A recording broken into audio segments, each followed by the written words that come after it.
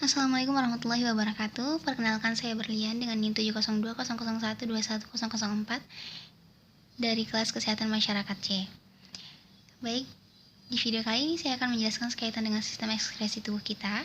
Namun sebelum itu kita harus mengetahui dulu apa sih sistem ekskresi. Jadi sistem ekskresi merupakan proses pengeluaran zat-zat sisa metabolisme serta zat-zat yang berlebih yang tentunya tidak lagi dibutuhkan oleh tubuh kita. Pengeluaran ataupun pembuangan zat-zat sisa ini bertujuan untuk memberikan ataupun mempertahankan keadaan yang terbaik bagi tubuh atau keadaan yang seimbang atau biasa kita sebut sebagai homeostatis. Nah, tubuh kita sendiri memiliki organ-organ yang mampu mengekskresikan sampah-sampah sisa zat metabolisme. Di antaranya ada kulit, kemudian ada hati, kemudian ada paru-paru, dan ada ginjal. Sebelumnya, di sistem pernafasan, kita setelah mempelajari bahwasanya paru-paru ini mengekskresikan zat yang berupa karbon dioksida dan juga uap air. Selanjutnya, di sistem pencernaan kita sudah mempelajari bahwasanya hati kita mengekskresikan berupa urea, kemudian bilirubin, antibiotik, logam berat, dan juga obat-obatan yang tidak diperlukan oleh tubuh kita, seperti misalnya narkotika. Nah, di video kali ini kita akan lebih mendetail dan secara rinci mempelajari apa-apa saja sih yang diekskresikan oleh organ kulit kita, kemudian apa yang diekskresikan oleh ginjal kita, serta bagaimana prosesnya.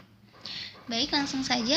Yang pertama akan kita bahas adalah kulit. Oke, kulit kita. Nah, kulit kita terdiri atas lapisan epidermis atau lapisan luar dan juga lapisan dalam yang disebut dermis. Nah, lapisan luar memiliki lapisan-lapisannya lagi, yakni terdiri atas korneum yang mati dan selalu mengelupas, kemudian ada stratum lucidum, stratum granulosum yang mengandung pigmen yang memberikan warna pada kulit kita, kemudian ada stratum germinativum yang terus-menerus membentuk sel-sel baru ke arah luar. Selanjutnya di lapisan dermis. Nah, di video ini merupakan penampakan daripada lapisan dermis, yang mana di lapisan dermis ini ada akar rambut atau folikel rambut, kemudian pembuluh darah, kelenjar, dan juga saraf. Kemudian di bawah daripada lapisan dermis ini terdapat lapisan lemak. Nah, kita akan bahas fungsi daripada bagian-bagian terdapat di lapisan dermis ini. Yang pertama misalnya pembuluh darah. Nah, pembuluh darah berfungsi menyuplai oksigen dan juga nutrisi ke jaringan epidermis dan juga dermis. Selain itu, pembuluh darah juga berperan penting dalam mengatur suhu tubuh kita. Selanjutnya, folikel rambut atau yang biasa dikatakan sebagai akar rambut. Nah, folikel rambut merupakan kantong yang mengelilingi akar rambut. Dan namanya juga akar kan, otomatis dari folikel ini akan tumbuh rambut yang berwarna hitam.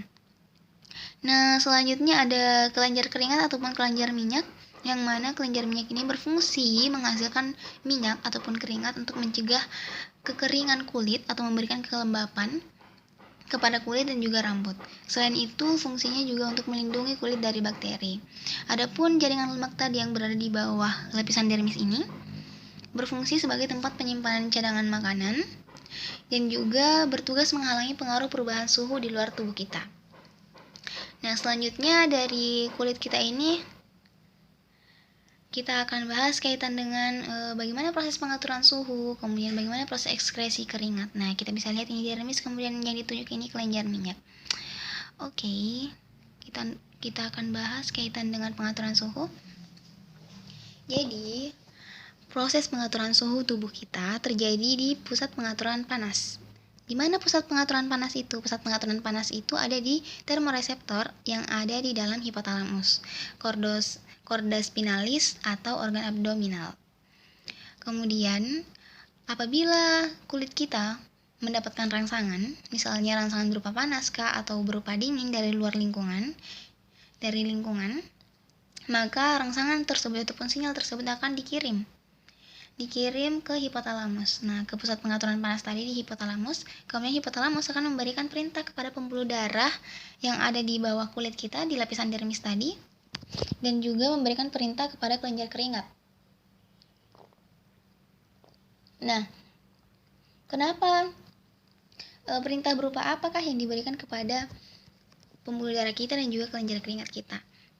Jadi, sebagaimana yang sudah kita ketahui tadi, bahwasanya pembuluh darah itu berfungsi untuk mengatur suhu tubuh kita.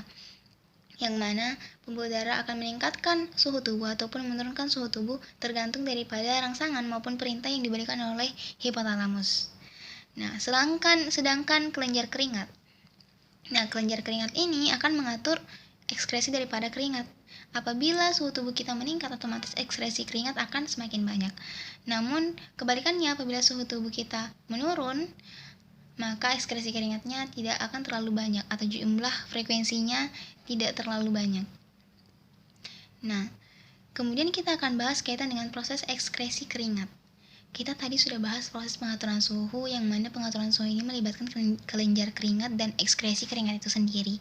Jadi otomatis aktivitas daripada kelenjar keringat ini juga ada di bawah pengaturan pusat pengatur suhu badan kita dan juga sistem saraf pusat, yang mana sistem ini dirangsang oleh perubahan-perubahan suhu di dalam pembuluh darah. Nah, apabila tadi hipotalamus memberikan perintah kepada pembuluh darah, maka akan berpengaruh juga kepada kelenjar keringat kita. Nah, kemudian rangsangan dipindahkan oleh saraf simpatik menuju ke kelenjar keringat. Nah, kapiler darah yang terdapat pada kulit atau pembuluh darah yang terdapat pada kulit, kelenjar keringat kita ini akan menyerap air dan larutan garam serta sedikit urea. Air beserta larutan garam dan juga urea yang terlarut kemudian dikeluarkan melalui pembuluh darah ke permukaan kulit. Maka terjadilah yang namanya ekskresi keringat. Begitulah proses daripada proses pengaturan suhu dan juga proses ekskresi keringat di dalam tubuh kita.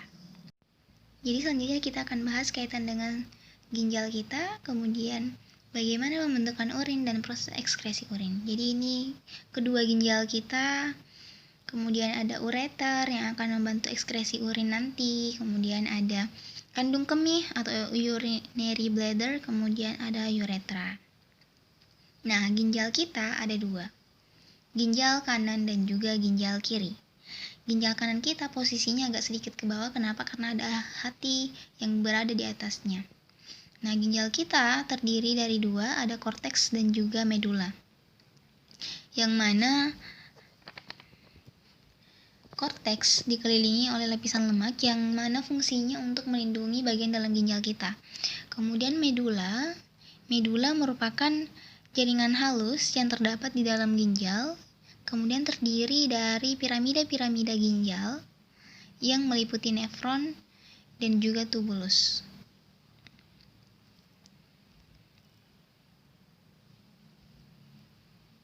Oke, kita kembali kepada ginjal. Nah, nefron sendiri. Oke, ini merupakan penampakan daripada nefron. Iya. Nefron kita sendiri terdiri dari glomerulus, kapsul Bowman, dan juga 3 tubulus dan lengkung Henle. Nah, nefron itu apa sih? Nefron merupakan unit fungsional daripada ginjal kita. Jadi, nefron ini merupakan kunci daripada seluruh proses yang terjadi dalam ginjal. Kenapa? Karena nefron berfungsi mengambil nutrisi dan cairan dalam darah agar tidak terbuang, kemudian menyaring dan juga membuang limbah-limbah hasil metabolisme serta racun yang ada di dalam darah. Nah, nefron tadi ada bagian-bagiannya kan, ada glomerulus, kapsul Bowman, 3 tubulus, yang mana tubulus ini terdiri atas tubulus contortus proximal, tubulus contortus distal, dan juga tubulus collectivus. Nah, ketiga tubulus ini dan juga lengkung Henle termasuk glomerulus dan kapsul Bowman tadi berperan dalam proses pembentukan urin. Nah, kemudian ada pelvis ginjal. Nah, pelvis ginjal ini yang berwarna biru ini berupa corong, bentuknya seperti corong, dan fungsinya sebagai saluran yang menghubungkan ginjal dengan kandung kemih. Selanjutnya kita akan bahas kaitan dengan proses pembentukan urin. Oke. Di sini ada 3 proses, filtrasi, reabsorpsi, dan juga augmentasi. Jadi yang pertama filtrasi, darah akan masuk ke glomerulus. Nah, akan masuk ke glomerulus, maka akan terjadi namanya filtrasi ataupun penyaringan. Kemudian terbentuk yang namanya urin primer. Selanjutnya akan menuju ke hasil filtrasi ini akan menuju ke tubulus contortus proximal. Nah, kemudian akan menuju ke lengkung Henle. Selanjutnya terjadi proses reabsorpsi selama di tubulus contortus proximal juga lengkung Henle ini. Kenapa? Karena di sepanjang daripada Tubulus contortus proximal dan juga lengkung Henle ini ada pembuluh darah, dan pembuluh darah kan memang fungsinya adalah untuk mengangkut zat-zat yang masih diperlukan oleh tubuh kita. Oke, selanjutnya akan masuk ke tahapan augmentasi. Jadi hasil daripada reabsorpsi tadi ini adalah urin sekunder. Kemudian urin sekunder ini akan disekresi lagi masuk ke tubulus contortus distal, kemudian tubulus contortus collectivus, kemudian urin akan disimpan. Nah, urin disimpan di dalam tubulus-tubulus tadi, kemudian terjadi penyerapan kembali berupa air, NaCl dan juga urea.